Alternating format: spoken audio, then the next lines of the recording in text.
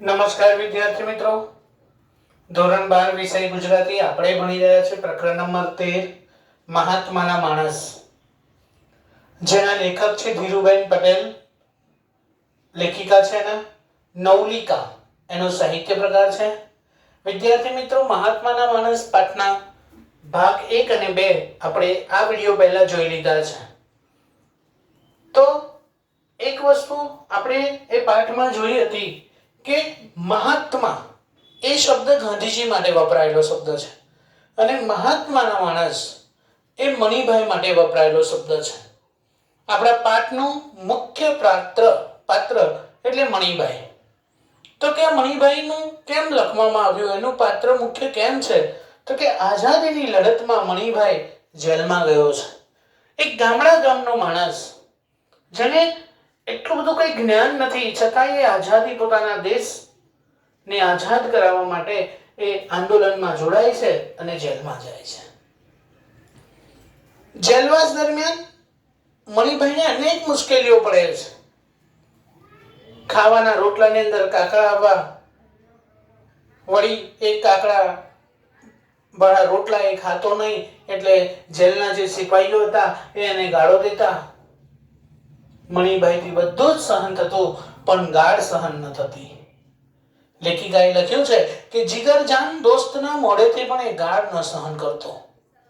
તો એ મણિભાઈ જ્યારે જેલમાંથી ઘર તરફ જાય છે ત્યારે એના મનમાં જે મંથન ચાલી રહ્યું છે, લેખિકાએ કહ્યું હતું કે જો એને વધુ જેલમાં રાખ્યો હોત તો ઠાઠડી સાથે એટલે મરી જ જાત.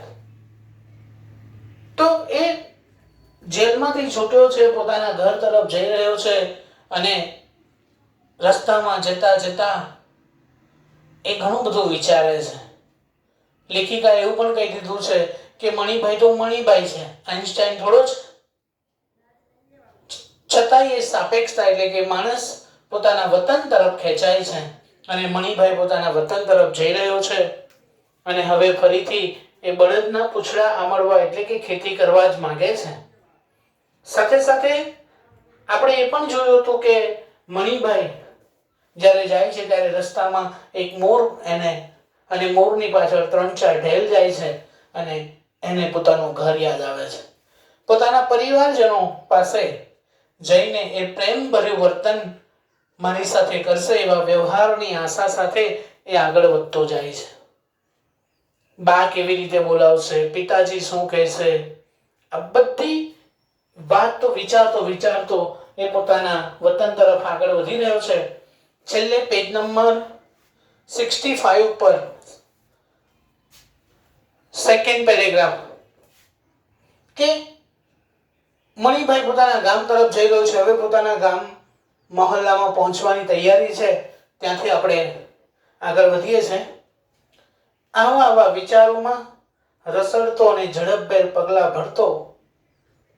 પગલા ઉપાડતો મણિભાઈ પોતાના મહોલ્લામાં આવી પહોંચ્યો ત્યારે ચાટ આગળ પડ્યા હાંફતા 2-4 કૂતરામાંથી એકે આંખ ઉઘાડીને એની સામે જોયું અને પહેલા ભસીને ને પછી પૂંછડી હલાવીને એનું સ્વાગત કર્યું.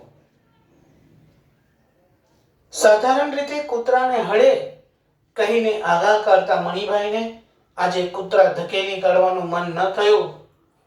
એને દૂર નજર માંડી પાટ પર કોઈ બેઠું નહોતું. જો ઝડપભેર પગલા ભરતો મણિભાઈ પોતાના મહોલ્લામાં પહોંચી ગયો અને કૂતરા એનું સ્વાગત કરે છે, બસીને પછી પૂંછડી હલાવીને. ત્યાર પછી મણિભાઈનો એક શબ્દ, કૂતરાને આપણે હંમેશા હળે કરીને દૂર કરી દેતા હોય છે, પણ આજે કૂતરા એને વહાલા લાગ્યા, ઘણા વર્ષો પછી આવ્યો છે અને દૂર પોતાના ઘરની સામે એક પાટ હતી, એની પર જોયું તો કોઈ બેઠું નહોતું. એને વિચાર આવ્યો, કેમ આમ? મોટા કઈ માંદા સાજા તો નહીં હોય? ધક ધક થતા કાળજે મણિભાઈ આગળ વધ્યો. પોતાના પિતાજી માટે મોટા શબ્દ વાપર્યો છે કે મારા પિતાજી અહીંયા રોજ બેસે છે, આજે કેમ નથી બેઠા? કંઈક બીમાર તો નહીં હોય? ઘર પાસે પહોંચતા પહોંચતા તો એને કેટલાય વિચાર આવી ગયા. હા, પોતાના ઘર પાસે પહોંચતા પહોંચતા કેટલાય વિચાર કે જીવતા હશે કે નહીં એવો પણ વિચાર આવી જાય. એ વિચારોમાંથી મુક્ત થઈને બાનું અશ્રુભીનું સ્વાગત માણવા જેવો એ ઘર આગળ આવીને ઊભો કે ડેરીનું ભારે ખમ ખીલા જડેલું કમાડ કિચોડ કિચોડ કરતું બંધ થઈ ગયું. એને એવું હતું કે મારી બા મારું સ્વાગત કરશે. આ તો શું થયું તો કે દરવાજો જ બંધ કરી દીધો. અહીંયા ડેલીનું ભારે ખમ ખીલા જડેલું મોટું બહારનું હતું એ કીચડ કીચડ કરતો બંધ થઈ ગયો. કઈ સમજાયું નહીં. આ કમાડ કદી બંધ નહોતા થતા. વર્ષોના વર્ષ લગી બંધ નહોતા થયા. મણિભાઈની સાંભળવા તો નહીં જ. હંમેશા નાની ઝાપલી જ વસાતી. આજે કમાડ બંધ. એના મનને એક ધક્કો લાગ્યો. જો જે મોટું બહારણું હતું એ ક્યારેય બંધ નતો થતો. ખાલી એક નાની ઝાપલી, એક બીજું અંદર એક બહારણું હશે, એ નાનું બહારણું જ બંધ થતું. પણ આજે આખું મોટું કમાડ, મોટું બહારણું જ બંધ થઈ ગયું. એના મનને ધક્કો લાગ્યો. એણે ભારે સલ સાંકળ ઉચકી અને ખખડાવી. કોઈ બોલ્યું નહીં એટલે ફરી જરા જોરથી ખખડાવી. ભારે સલ સાંકળ, આપણે અત્યારે પેલું સંચ મારવાનું આવે છે, સ્ટાપર કહીએ છે ને. પહેલા સાંકળ આવતી હતી તો એ સાંકળ ભારે ખમતી એને ખખડાવી, જોરથી ખખડાવી. તે સામેના ઘરની ઉપલી મેલીની બારીઓ ખુલી અને પાછી ધડાધડ વસાઈ ગઈ. જો કંઈક એવું બન્યું છે કે આજુબાજુના લોકો પણ મણિભાઈને મળવા તૈયાર નથી. કંઈક છે. મનમાં વિમાસતા મણિભાઈએ મોટેથી બૂમ પાડી. વિમાસતા એટલે વિચારતા. મણિભાઈએ બૂમ પાડી, બા, એ બા, કમાડ ખોલો, હું છું, હું. માં, આ દરવાજો ખોલ, હું આવ્યો છું. અંદર અને બહાર નિઃશબ્દ શાંતિ છવાઈ ગઈ. કોઈ પણ બોલ્યું નહીં, કશું જ નહીં. મણિભાઈને થયું કે પોતે હજી જેલમાં જ છે. પોતાના ઘરમાં પોતાના માતા પિતા આવકારો નથી આપતા એટલે એને ફરીથી જેલ યાદ આવી ગઈ કે હજી હું જેલમાં જ છું. એક સ્વપ્ન જુએ છે. અડધી રાતે છાતી પર ભયનો ઉથાર બનીને છવાઈ જાય એવું દુઃખદ સ્વપ્ન. એને ઘણા બધા વિચાર આવી જાય છે. જરાક પ્રયત્ન કરીને આંખો ખોલી નખાય તો પલવારમાં બધું મટી જાય. આ બધું સપનું છે. આંખો ખોલી નાખું તો કદાચ બધું જ મટી જાય. બા દોડતી બહાર આવે, હરખ ગયેલી થઈને પૂછે, ભાઈ આયો? એ પણ એક બીજું સ્વપ્ન જ ન હોય. જો હવે તો એની માતા એને આવકાર આપે એ જાણે સ્વપ્ન દેખાવા લાગ્યું. કહેવાનો મતલબ એવો છે કે મણિભાઈનો સત્કાર થતો નથી, એને ઘરમાં એન્ટ્રી મળતી નથી. ઓચિંતા પગ દુખવા માંડ્યા. એને થાક તો હતો જ, પણ પોતાના ઘરે પહોંચી ગયો હતો અને એને ઉત્સાહ હતો એના કારણે એના પગ નહોતા દુખતા. પણ હવે ઓચિંતા અચાનક એના પગ દુખવા માંડ્યા. બહુ થાક્યો છે પોતે. બગલ થેલો પાટ પર મૂકીને એ બેસી પડ્યો. લાકડાની પાટ હતી એના ઉપર એ બેસી પડ્યો. તે સાથે ઉપલી ખડકીની બારી ખુલી. ઉપરની ખડકી, ઉપરના દરવાજાની એક બારી ખુલી. ક્રોધ ભરી ગર્જના સંભળાય. ગુસ્સામાં કોઈ બોલ્યું, ચિયો છે. ચિયો છે એટલે કયો છે? હું મળ્યો. વેરીભાઈનો મળ્યો તો 4નો માણામાં ગયો. હેંતો મોટી મહાત્મા વાળી ના જોઈ હોય તો. અને બારી વસાઈ ગઈ. બોલ્યા, એના પિતા બોલ્યા કે કોણ છે? તો કે હું મણિયો છું. તો કે જા, વેરીભાઈનો મણિયો તો માણામાં ગયો એટલે સ્મશાનમાં ગયો, મૃત્યુ પામ્યો. મોટી મહાત્મા વાળી ન જોઈ હોય તો? આ વાત આપણને શું દર્શાવે છે કે જે તે સમયે લોકો આઝાદીમાં જોડાય તે પણ કેટલાક લોકો પસંદ કરતા નહોતા. અને મણિભાઈ આઝાદીના લડતમાં જોડાયો, જેલમાં ગયો, એના ઘરવાળાને અને કદાચ એના ગામના લોકોને પસંદ નથી, અને એટલા માટે એને પોતાના ઘરમાં પ્રવેશ નથી મળતો. એટલે કીધું કે જા, હવે હેંડતો થા, નીકળી જા અહીંયાથી, તારા માટે આ ઘરમાં હવે કોઈ જગ્યા નથી, હેંડતો થા. દિશા શૂન્ય બનીને મણિભાઈ એ બારી સામે તાકી રહ્યો, દિશા શૂન્ય, કોઈ પણ જાતના વિચાર વગર એ પોતાના ઘરની બારી સામે તાકી રહ્યો. ઘણા વખત લગી તાકી રહ્યો અને અંતે એણે બગલ થયેલો પાછો ઉચક્યો. મણના થઈ ગયેલા પગ ઘસડ્યા અને કૂતરાની ચાટ આગળ જરા થંભીને રસ્તામાં ખાવા લીધેલું ગાંઠિયાનું પડીકું ઊંધું વાળ્યો. જો મણના કહેવાનો મતલબ એના પગ બહુ ભારે થઈ ગયા. હવે એને પાછું વળવું બહુ દુષ્કર લાગ્યું. અને વિચાર તો કરો કે જે માણસ એવું વિચારતો હતો કે મારા પિતાજી મને કહેશે કે આયા ભાઈ, માં સરસ મજાનો પિત્તળનો લોટો પાણી ભરીને લાવશે, આંખમાં આંસુ લાવી દેશે, મારું સ્વાગત કરશે, એવું કશું જ ન જોવા મળ્યું. એટલે એને એટલું બધું દુઃખ થયું. એને પાછા વળતી વખતે એના પગ જાણે મણ એટલે 20 કિલો, આમ મતલબ કે ભારે થઈ ગયા, દુઃખથી ભારે. એ પાછો વળવા તૈયાર નહોતો, છતાં એને ચાલુ જવું પડ્યું. અને એને ગાંઠિયાનું પડીકું લીધું હતું. એક કૂતરા ચાટ એટલે કૂતરાને નાખવા માટે જે વાસણ મૂકવામાં આવે છે તે ચાટ. તો એમાં આભારવશ કૂતરાએ પહેલા પૂંછડી પટપટાવી અને ટોળે વળ્યા, પણ પછી ગાંઠિયા સૂંઘીને આગળ ખસી ગયા. જો આ વાક્ય પણ બહુ જ સૂચક છે કે કૂતરાઓ પહેલા તો ખાવા માટે પહોંચી ગયા, બધા ટોળે વળ્યા, પણ કોઈએ ખાધું નહીં. કહેવાનો મતલબ એવો છે કે એના મહોલ્લાના કૂતરા સુદ્ધા પણ મણિભાઈને સ્વીકારતા નથી, એને સ્વાગત કરતા નથી. જે લેખિકાએ છે કૂતરા સુધીની વાત કરી, એના માતા પિતા તો ઠીક, ગામના લોકો તો ઠીક, પણ કૂતરાઓ પણ મણિભાઈને સ્વીકારવા તૈયાર નથી. ઠીક, ત્યારે તમે જાઓ, મણિભાઈ કૂતરાઓને કહે છે.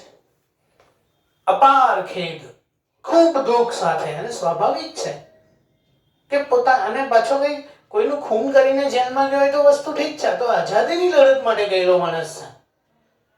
અપાર ખેદથી મણિભાઈએ પાછું વળીને જોયા વગર બાપ દાદાનો મહોલ્લો કાયમ માટે છોડ્યો. પોતાના વડીલોનો મહોલ્લો કાયમ માટે છોડીને ચાલવા માંડ્યો. એને સમજાતું નહોતું કે શું કરવું. સત્યાગ્રહીએ આવે વખતે ઉપવાસ કરવા જોઈએ, માતા પિતાને સમજાવવા જોઈએ. પેલું શું? હા, હૃદય પરિવર્તન કરાવવું જોઈએ. પણ ગાંધીજી ક્યાં એના બાપને ઓળખતા હતા? એમને ક્યાં ખબર હતી કે વેરીભાઈ વિપરે એટલે પછી કોઈના નહીં, લાખ સમજાવો તોય બધું પથ્થર પર પાણી જ. જો ગાંધીજીના આશ્રમના જે નિયમો હતા કે પોતાના માતા પિતાને સમજાવવા જોઈએ, વ્રત કરવા જોઈએ, ઉપવાસ કરવા જોઈએ, હૃદય પરિવર્તન કરાવવું જોઈએ, પણ અહીંયા વેરીભાઈ વિપરે એટલે કોઈનું ન માને. તો કવિ લેખિકાએ બહુ સરસ વાત કરી છે કે ગાંધીજીની વાત માનનારા કેટલા હતા. કઈ નહીં, પોતે સાબરમતી ચાલ્યો જશે, આશ્રમમાં રહેશે, રેટીઓ કાઢશે, દેશ સેવા કરશે, નહીતર પાછો સત્યાગ્રહ કરીને જેલમાં જશે. કશું વાંધો નહીં, નહીં એ થાય તો હું પાછો જેલમાં જતો રહીશ. આ વખતે ડાયો થશે, સમજદાર થઈ જશે, કોઈના પર હાથ નહીં ઉપાડે. જો પહેલા તો એને કોઈ ગાળ દેતો એટલે મારતો જ, પણ હવે કોઈને હાથ નહીં ઉપાડે. વેરીભાઈને જો એમ લાગતું હોય કે એમનો મણિયો મરી ગયો છે, તો પોતાના મનથી પણ બાપ ઓચિંતી માં સાંભળી.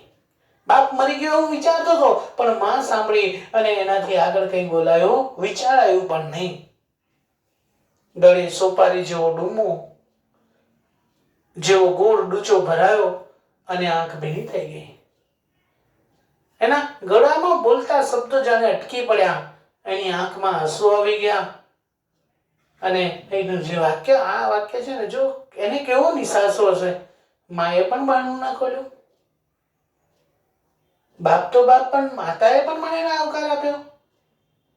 એના હૃદય ઉપર મોટો પથ્થર મુકાઈ ગયો હોય એવું વેદના એને થવા લાગી. અને આ વાક્ય તમે વારંવાર વાંચજો.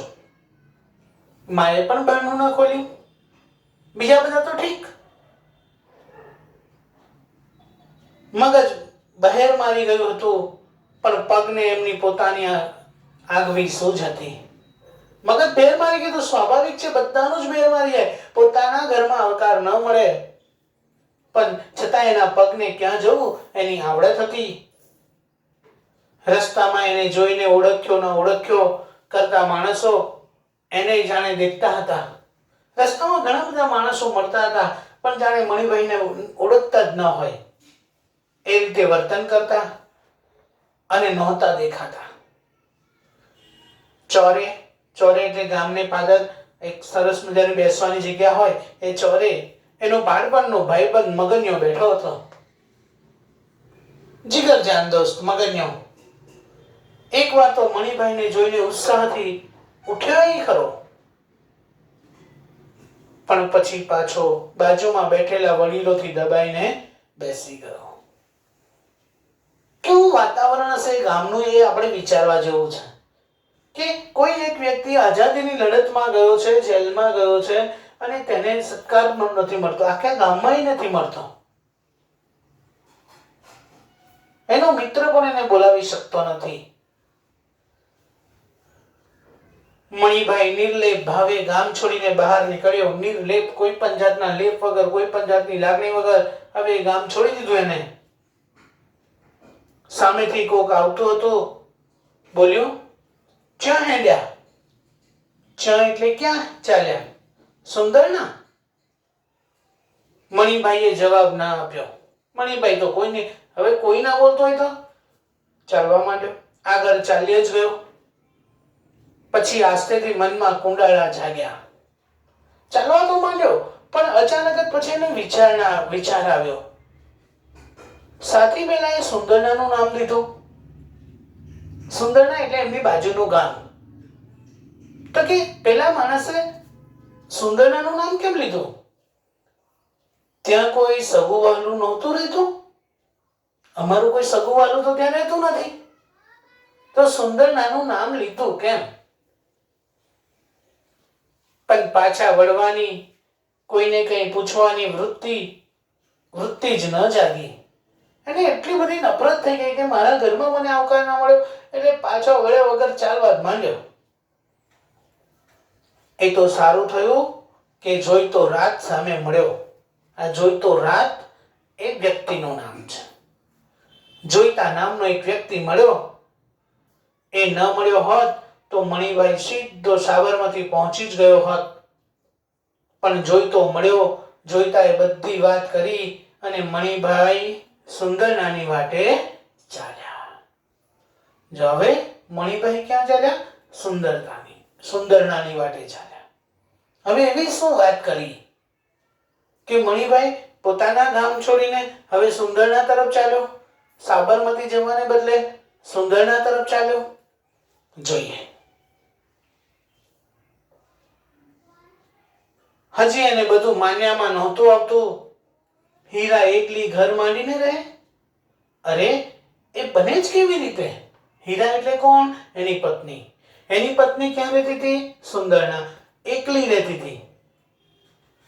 પણ બન્યું હતું, સાવ નાનું ઘર હતું. પાટીદાર મહોલ્લાને છેવાડે આંગણામાં ભેંસ હતી. સામો કાથીનો ખાટલો હતો. એના પર બેઠી હીરા રાવજીને રમાડતી હતી. મણિભાઈને જોઈને સફાળી ઊભી થઈ ને સામે દોડી. એ પહોંચી ગયો સુંદરના અને જોયું તો પાટીદાર મોહલ્લાને છેલ્લે એક ઘર રાખ્યું હતું. એને ભેંસ હતી અને એક ખાટલા ઉપર પોતાના દીકરાને રમાડતી હતી. મણિભાઈને જોઈને સફાળી એકદમ આનંદમાં આવીને બેઠી થઈ ગઈ. સામે દોડી એવું લખે છે. જો સફાળી ઊભી થઈને સામે દોડી. મણિભાઈ સ્તબ્ધ થઈને એનું રૂપ જોઈ રહ્યો. સ્તબ્ધ થઈને આશ્ચર્યચકિત થઈને આ હીરાના રૂપને જોઈ રહ્યો. ખાદીની જાડી દોડવેલી સાડી અને દાગીના વગરનો દેહ, આ હીરા છે. જો એને ખાદી પહેરી લીધી હતી, ઘરેણા બધા છોડી મૂક્યા હતા.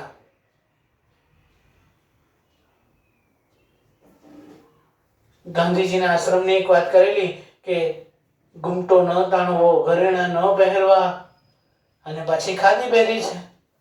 જોઈએ, જોઈ શું રહ્યા છો તાકી તાકીને? પણ તું, હીરાને કીધું તું લે, હું જ ને નથી વર્તાતી. વર્તાવું એટલે ઓળખાતી નથી. ઓળખાતી. મણિભાઈએ પૂછ્યું, તારા ઘરેણા ક્યાં ગયા? કારણ કે હીરાને ઘરેણાનો ગજબનો શોખ હતો. તારા ઘરેણા ક્યાં ગયા? ડોબું આકાશમાંથી આવ્યું છે. ડોબું એટલે ભેંસ. આ ડોબું આકાશમાંથી આવ્યું છે નહીં તારે? પણ એ બધી વાત પછી. પહેલા બેસો, પાણી બાણી પીવો. હાય હાય, કેવા થઈ ગયા છો સાવ. જે શબ્દ માં બોલવાની હતી એ શબ્દ અહીંયા પત્ની બોલે છે. પતિ પત્ની મળ્યા, બધી વાતો થઈ. બાપુની જો હુકુમની ને માના નિર્બળ વિરોધની ને હીરાના પિયરિયાએ લીધેલા વલણની એ ને એવી બધી. અહીંયા ઘણી બધી વસ્તુ કહી જાય છે.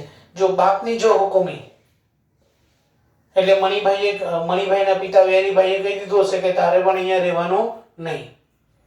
માના નિર્બળ વિરોધની, મણિભાઈની માતા વિરોધ કરતી હતી પણ બિચારી નિર્બળ છે એટલે એનું કઈ ના ચાલ્યું.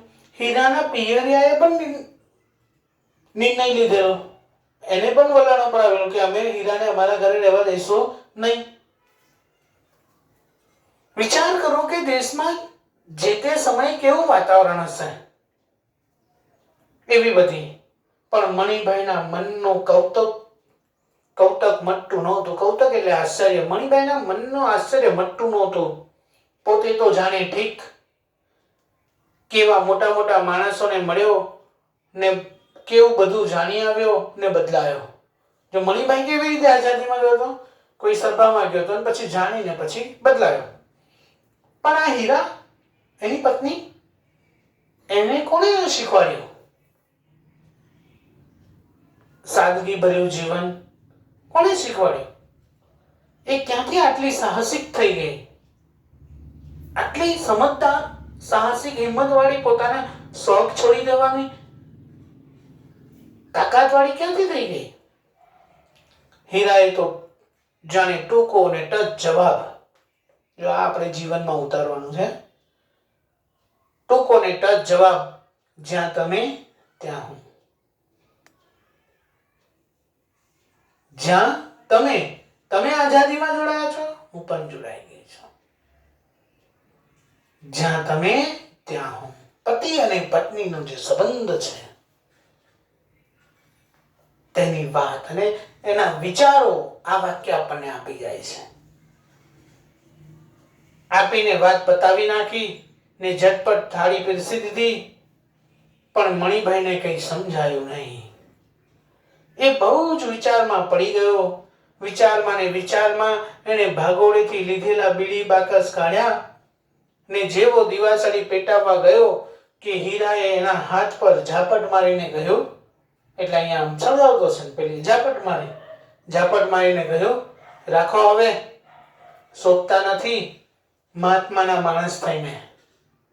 જો તમે વ્યસન કરો છો એ શોભતું નથી. રાખો, મૂકી દો. તમે મહાત્માના માણસ છો, ગાંધીજીના આશ્રમ સાથે જોડાયેલા છો, તમારાથી વ્યસન થાય નહીં. પત્નીના હાથની પહેલી વહેલી ઝાપટ ખાઈને મણિભાઈ ચોંકી ઉઠ્યો. પહેલી વાર પત્ની આ રીતે એને હાથમાં માર્યું અને ચોંકી ઉઠ્યો.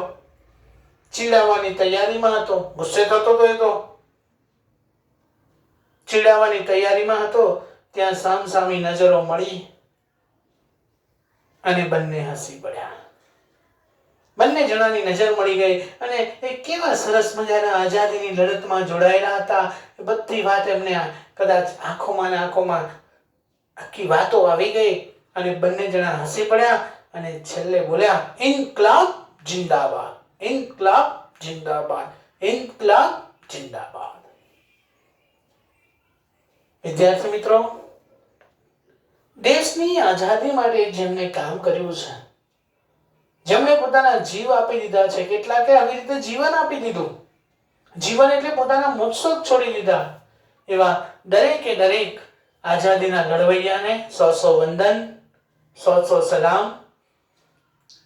એની સાથે જ આપણે પ્રકરણ નંબર 13 મહાત્માના માણસ અહીંયા પૂર્ણ કરીએ છીએ.